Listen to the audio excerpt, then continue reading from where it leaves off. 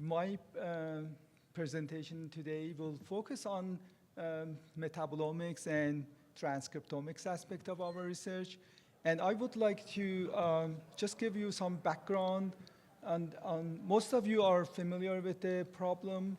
Guillain-Barré is not, I used to say novel muscle disease because I was starting this research way back in the earlier time that Guillain-Barré even was not a known problem in academia, but it has been known for industry geneticists or industry nutritionists.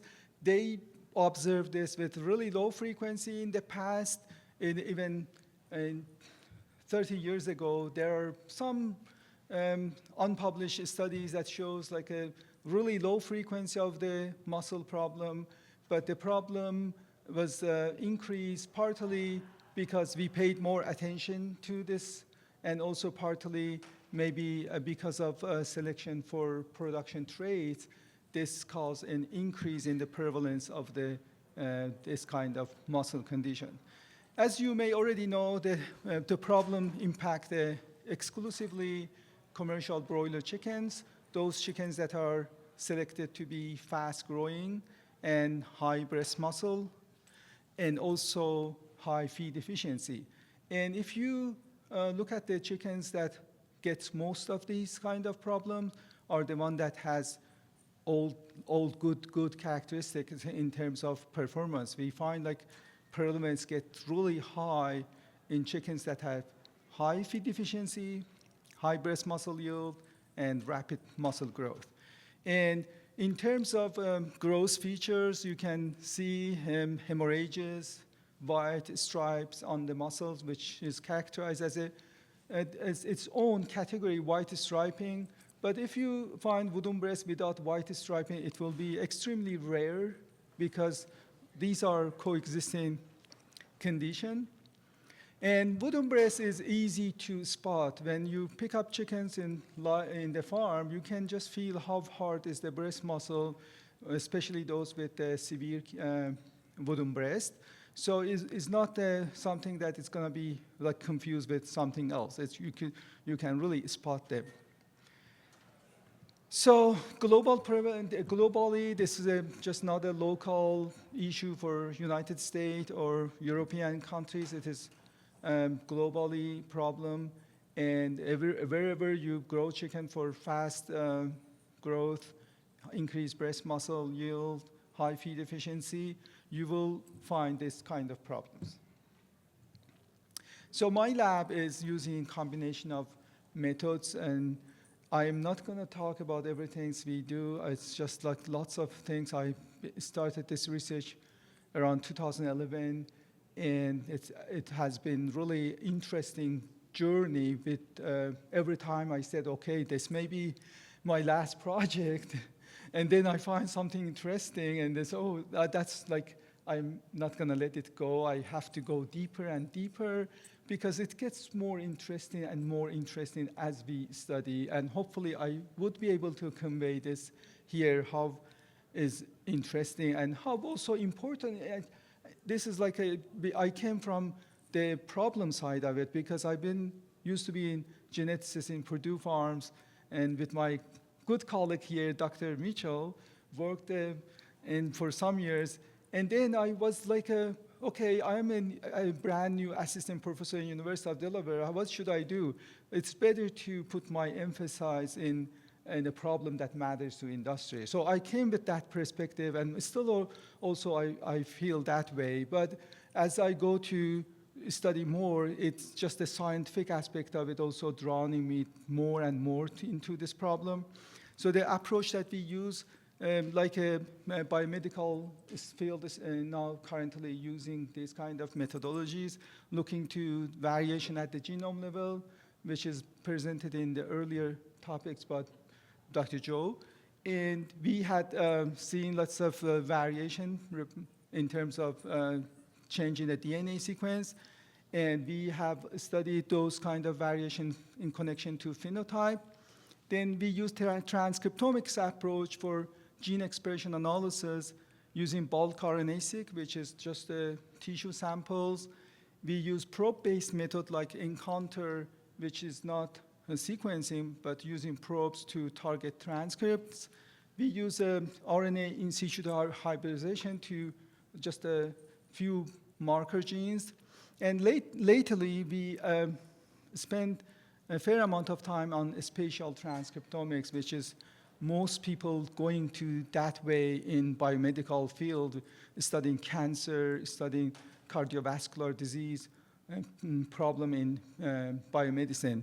So we also wanted to be in the forefront of research and doing this, using this method for Wood-Umbres studies in my lab. And then we did some proteomics, with not specifically on Wood-Umbres, but more like modern broilers versus unselected chickens. And we did the metabolomics. At the end of the day, what we want to do with all these approach, just to see what is the connection between these variation in the genome, variation in transcriptome, metabolome, and what is the biology drives all these kind of changes in the muscle at histology level, at electron microscopy level, at also other correlated traits like breast muscle yield, feed efficiency, trying to connect these dots.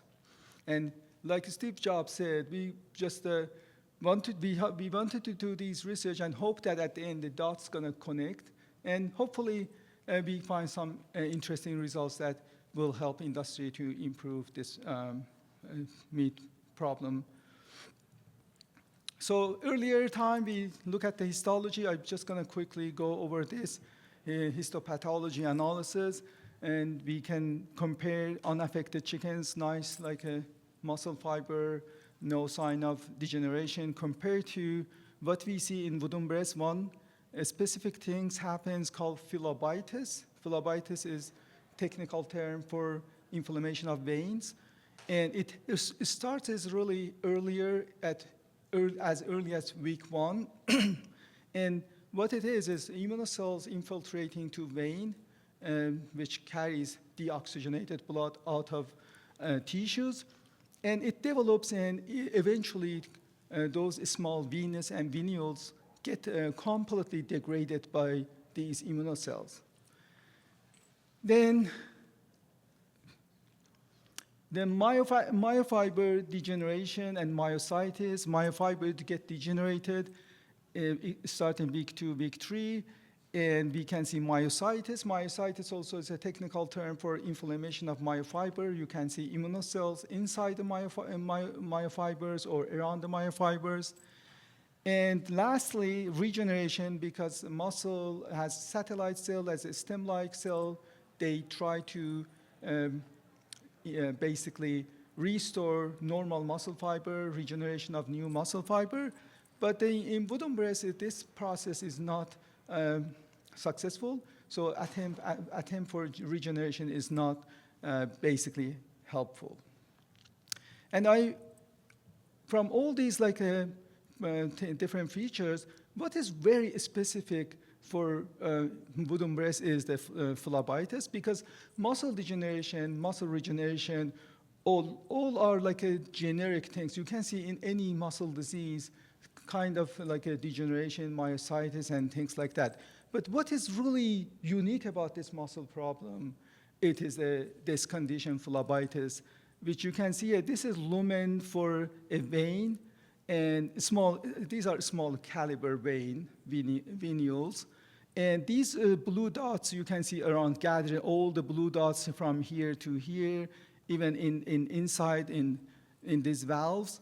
And these are the basically even heterophils or macrophages gathering around the veins. So this was for a very unique aspect of this disease. We said, okay, let's focus on this one because this is the more specific feature of the disease. And we look at the prevalence in terms of age of the chickens, starting from week 1 to week 7. As you can see, phlebitis, and also I will show you a lipid infiltration, it is the earliest sign that we can find in the histologic analysis. All other things like fibrosis, necrosis, regeneration, myositis, degeneration, they start later, and as the chicken get older, you can see it gets severe and severe and severe. In this particular breed of chicken, which was like a pure line breed with high breast muscle mass, you can see almost 100% of the chicken has a combination of these problems, and you can barely find any chicken without these features. So prevenous aggregate of lipid-laden macrophages. These are macrophages which they are around the veins. What you can see here, these are called foam cells, and another term is foam cells, which is macrophages absorbing lipid and become foamy. And they can be like in the particular line of chickens that we studied, 65% of chickens by week 1, they can show these kind of lipid-laden macrophages. We basically find this is extremely important for this disease. And also not only for this disease, we can also see in literature, lipid-laden macrophages is associated with obesity, cardiovascular disease. And so there's tons of literature around this, and we try to see how lipid-laden macrophages, foam cells in breast muscle, can have similar attribute as other disease in human. We are trying to utilize all knowledge available for studying this disorder. We first did a metabolomics study looking to metabolite in the chickens. I will present the part that is more relevant to this talk. As expected, we can see high level of fatty acids, lipids, in the breast muscle of affected chicken. U for unaffected, A for affected chicken, affected with wooden breast. And we can see here 3 different lines of chicken, line 1, line 2, and a crossbred population. These are pure line. This is crossbred. And you can see the signature is really consistent. You cannot find something in this line, something else in the other line. Uniformly affecting all 3 lines and showing the same signature. And other important, very important, we find as we go forward, we find this could be really a clue in terms of what happens in the breast muscle, which is peroxidation product, HOD. This is too complicated to pronounce for me, so I'm not going to just try it. So short form, 13 HOD and 8 HOD. You can see in unaffected chickens, you barely find this product in the breast muscle, but affected chickens has very high level of these products. And these are lipid peroxidation product, and we had earlier talk in beef, you saw lipid peroxidation product has impact on calpain activity. We were looking for more in terms of what could be the reason behind those lipid-laden macrophages. And this could be some clue because it is known in human literature that lipid peroxidation products could basically induce the formation of lipid-laden macrophages. So in contrast to this increased level of lipid peroxidation product, which could create inflammation, we can see compensatory mechanism to balance inflammation. These are icosanoids, which is the name are here. You can see increased level of them in affected chickens, basically a mechanism to compensate this high level of inflammation. So we can also see carbohydrate actually is changed a lot. Carbohydrate usually breast muscle is type 2 muscle, which relies heavily on glucose metabolism, carbohydrate metabolism. Glycolysis is supposed to be highly active in type 2 muscle, which is breast muscle here. Instead of active glycolysis, we can see glucose here. The green color here indicate low level, and orange color indicate high level. We can see glucose, instead of going to glycolysis or making glycogen, goes pathways like pentose phosphate pathway, or goes to sorbitol pathway, glucosamine pathway, glucuronic acid pathway. So you can see just a shift in the glucose metabolism. And this shift is new for us as studying this problem, but if you look at the human literature, it's well characterized in what context? In the context of metabolic syndrome, like diabetes. Diabetic patient, their profile, their metabolic profile is almost exactly like what you see here. Glucose is shunted to a pathway like glucuronic acid pathway, and these are not really good for chickens because it is really associated with a change in the structural change, protein change, and they may be part of like what cause this problem gets severe and severe as chicken get older. For like sorbitol in diabetic patient, one of the way that glucose basically overload of glucose get changed, converted, or shunt is changing it to sorbitol, and that's why like in diabetic patient we have swelling of lens and causing cataract. One of the impact of the excessive glucose in the environment is changing it to sorbitol. So we just wanted to focus on fat problem here rather than carbohydrate because fat is visibly there. We can see fat, what is called with under microscope, like lipid-laden macrophages and all sort of things. And we know in literature there's good history behind like accumulation of fat. Like you can see here in atherosclerosis, lipid plaque here causing blockage of the arteries. We said, okay, let's see what is the reason in accumulation of fat in wooden breast disease. So we were studying mostly the later stage of the wooden breast, which is too late, all inflammation and stuff happening and causing transcriptomic profile totally change to something different. And we wanted to go early as possible. Start at week 1, week 2, week 3, week 4, and see what is happening. So transcriptomics study, and we were hoping also in the back of our mind, what is happening with lipid, because we don't see some characteristic genes that explain the excessive lipid in the muscle at the later stage. But this is the earliest stage study at week 3. We find it just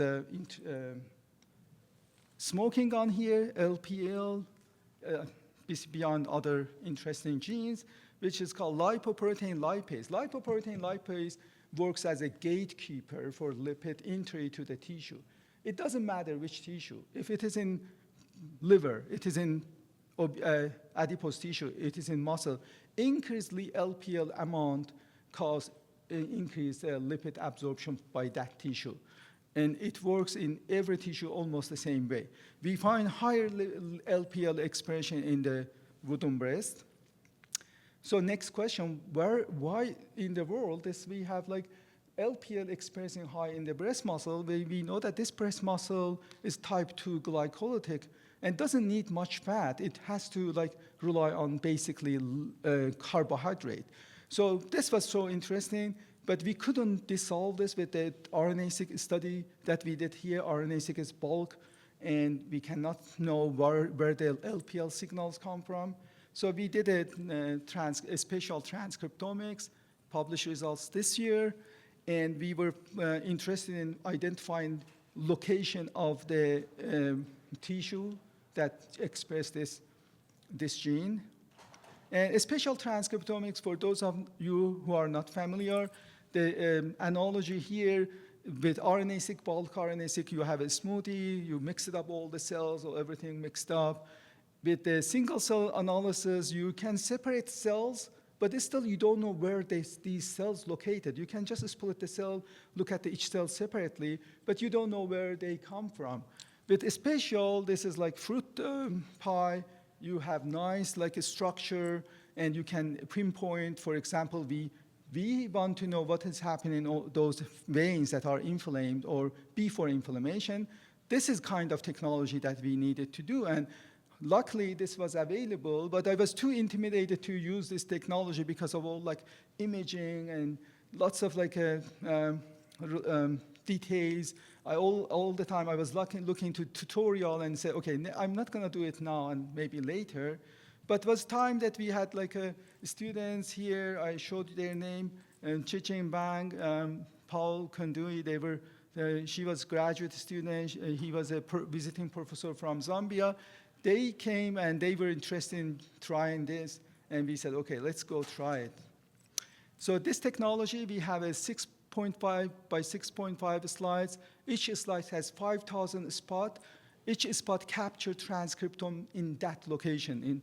If you put a tissue sample here, each of these spots is going to capture transcriptome of that spot, which is, you can see, is a really small, like 55 micron size, micrometer of the size of the spot. And in each spot, we have oligos. Oligos has a spatial barcode. A spatial barcode is a unique barcode, which is a way to track the expression from that location, because you can know exactly what is happening in that location. And also has a poly-DT. Poly-DT can attach to poly-A tail of the mRNA. mRNA poly-A has like a very convenient way to capture it. That's why this technology is species agnostic. You can apply to any species, human, mice, chickens, in this case, chicken. When our objective was identifying cell type and also know where the cells are located in the tissue. And we just randomly sampled 4 chicken, get like 1 centimeter cube, and dissected in OCT. And then did the kits from Visium spatial gene expression analysis. This is the workflow. As I said, there's lots of imaging steps here using Advanced Imaging Center in University of Delaware has a Advanced Imaging Center student. They train the student to do all these like capturing images, dissecting tissue. And then we did sequencing, library preparation in my lab. We did all this preparation. And then bioinformatics analysis also. PhD student did the bioinformatics analysis in my lab. And this is just typical results that we get because of the fact that you want to capture all the information. You have to have a really high depth of sequencing. As you can see, almost 400 million read per sample is necessary for this kind of technology. Everything look okay in terms of quality. I am not going to go bother you with these details. It just shows you you did a good work in terms of quality and parameters that you want to capture. This is what it looks like with unsupervised clustering. Unsupervised clustering, you let the statistical methods to capture information rather than you tell where interesting information located. And you can see here 3 cluster captured muscle tissues, but those muscle myofibers, visually they don't look different, but in this analysis they captured by different cluster. 1 cluster captured the connective tissue, and 1 cluster captured foam cells that I mentioned, lipid-laden macrophages, and 1 cluster captured blood vessels. And there's a couple of clusters capturing something that we don't know what it is. We just don't have time to look at it. We just focus on few problems here. If I get rid of uncheck the muscles, you can see minor cell population here. This blue, this yellow dot, foam cells. I'm going to zoom into this location later. These dots, cyan is the connective tissue, and this purplish is the vessels and in the muscle. And this is another sample, has 1 extra feature. That previous sample didn't have this feature, myositis, inflammation of veins or vasculature. We can see here 1 more features. Again, if I get rid of muscle cluster, I can see minor cell population. And this is where we really see some interesting finding. And you can see that I'm going to show without clustering, and now the same picture with clustering. This is vein, you can see round, and this is lumen. These are foamy cells around vein. And this technology gives us means to see what is going on in these cells. We can know metabolism, what metabolism happening, what kind of gene expression. Rather than looking everything together, you can just focus on the cells here, is learn what is happening in the cells around the veins that are impacted.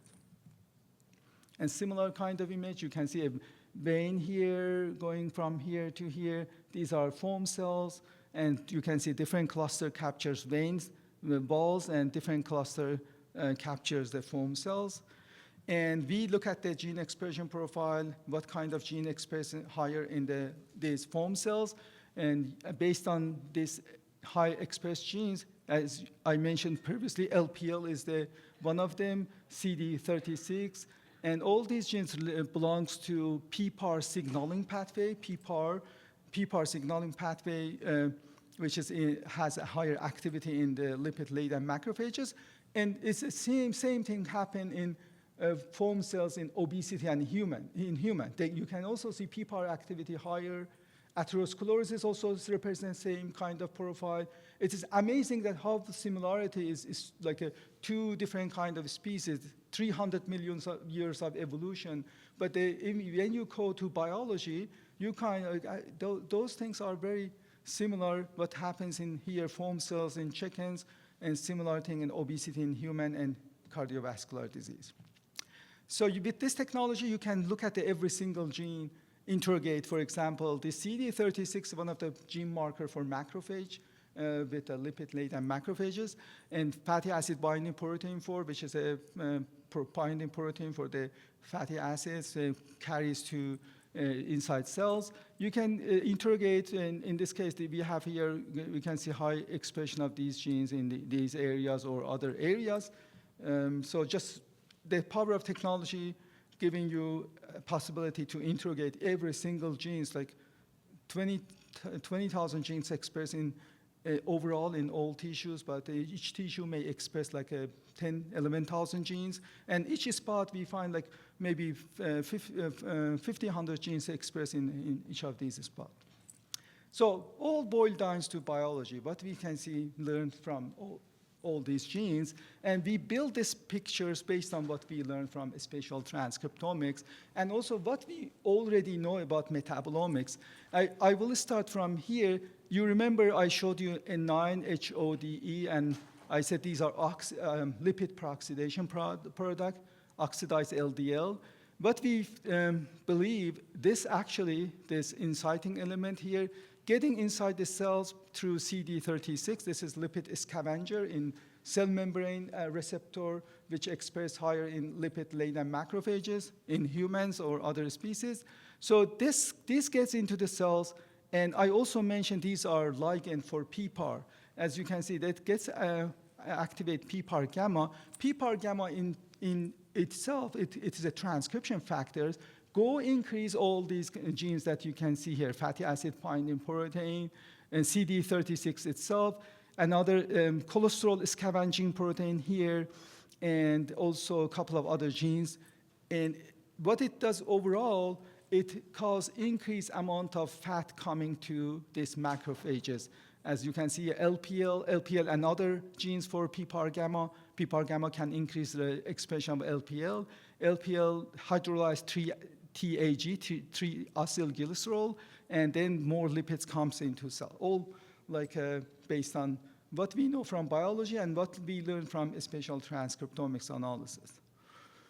So another feature, myositis, and myositis you can see like here, infiltration of a little bit, not blurry the picture is, infiltration of immunocells into myofiber, and we also capture this feature in terms of expression profile. There's high level of lysosomal activity, apoptosis, and phagosomes, and that is what happens when you have more like a degradation of the myofiber. And in summary, I'm just going to focus here what we identified in terms of features. We identified lipid-laden macrophages, myositis, muscle fiber, connective tissue, vasculature. Lipid-laden macrophage is a key cell population responsible for altered lipid metabolism during early stage. This is early, like happening very early at week 1, week 2. upregulation of numerous lysosomal genes in inflamed myofiber. There's lots of more details. If you're interested, and you can find a paper from 2024, you could read it. So this is just what I got for you guys today. Thanks for being here. I'm just acknowledging my sponsor here, US Poultry Egg Association, and also USDA grants. These were very helpful. Earlier, I was more supported by industry. As I went to be more into like a basic research, I was fortunate to have some federal funding and US Poultry Egg funding to advance my research in this area. I would be happy if you have time to take questions.